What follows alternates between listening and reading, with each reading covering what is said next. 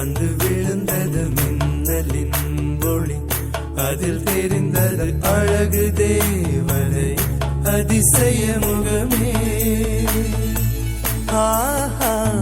தீப்பொறி எழ இருவிழிகளும் தீக்குச்சி எனையுரசிட கோடி பூக்களாய் மலர்ந்தது